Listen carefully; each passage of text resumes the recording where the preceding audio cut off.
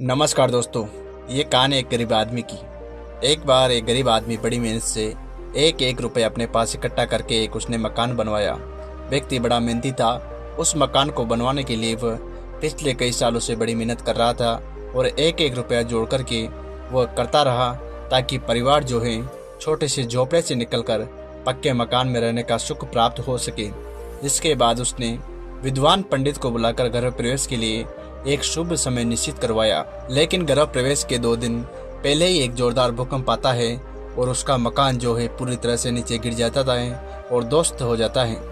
ये खबर जब उस आदमी को दी जाती है तो वो दौड़ा दौड़ा बाजार जाता है, वहाँ से कुछ मिठाइयाँ खरीद कर ले आता है और मिठाइयाँ जो पहुँचता है काफ़ी लोग इकट्ठा होकर उसके मकान के गिरने पर अफसोस जाहिर कर रहे थे और सोच रहे थे कि बेचारे के साथ बहुत बड़ा बुरा हुआ।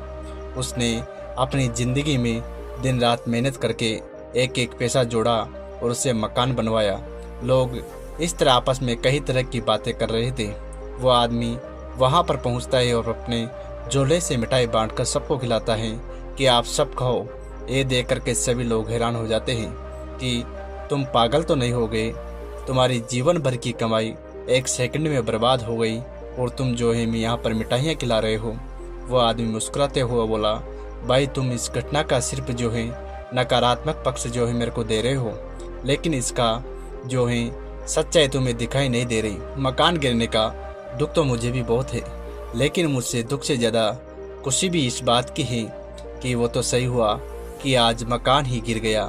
लेकिन अगर 2 दिनों के बाद में ये मकान गिरता तो मैं और मेरी पत्नी और मेरे बच्चे मर सकते थे। सोचो कितना बड़ा नुकसान हो जाता। और अभी मेरे हाथ पैर सलामत हैं। मकान तो मैं कहीं खड़े कर लूँगा, लेकिन अगर किसी की जान चली जाती तो मैं वह पैसे कहाँ से ले पाता और वो जो है बच्चों का प्यार मुझे कैसे मिल पाता।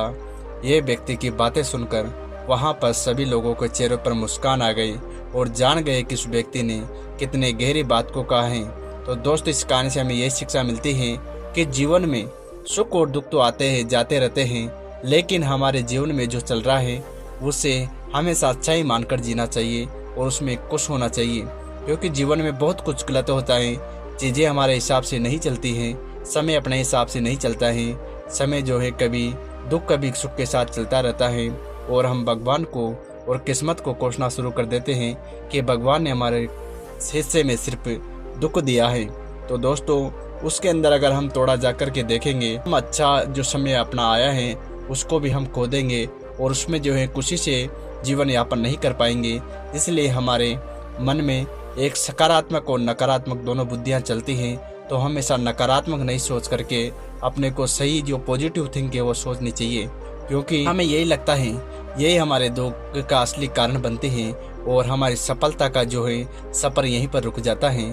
तो दोस्तों, अगर आप किसी परेशानी में या दुखी हो तो अपनी सोच को हमेशा पॉजिटिव रखना चाहिए, क्योंकि इससे जो है आप वर्तमान का जो है फ़ायदा उठा सकते हो। आप अगर सच्चे और परिश्रमी व्यक्ति होंगे, अपने लक्ष्य के लिए मेहनत कर रहे होंगे, तो जानते होंगे कि असफलताओं को जो है हमेशा पॉजिटिव देखना चाहिए, क्योंकि असफलता तो जाती आती रहती है।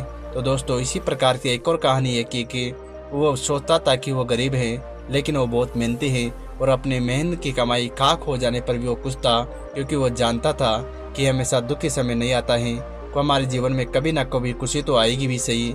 इसलिए दुख होने पर हमेशा व्यक्ति को याद रखना चाहिए और खुश होने पर कभी घमंड ना करना चाहिए, क्योंकि सुख हमेशा टिका नहीं रहता। इसी प्रकार दुख भी चलता रहेगा। हमारे जीवन में सुख दुख तो आते रहते हैं, लेकिन हमें ध्यान देना है कि हम इस पल क्या कर सकते हैं।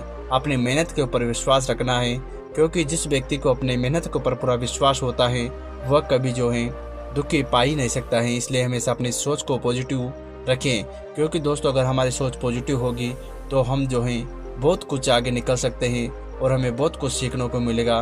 तो दोस्तों, मुझे उम्मीद है ये वीडियो आपको पसंद आई होगी। अगर वीडियो अच्छी लगी तो चैनल को लाइक शेयर सब्सक्राइब करना ना भूलें। फिर से मिलते हैं नई वीडियो में। धन्यवाद। इसीलिए आप हमारे चैनल को सपोर्ट करते रहिए और हमें आगे बढ़ने के लिए मोटिवेट करते रहिए। तो दोस्तों, स्टोरी कैसी लगी आपको कमेंट में ज़रूर बताएं।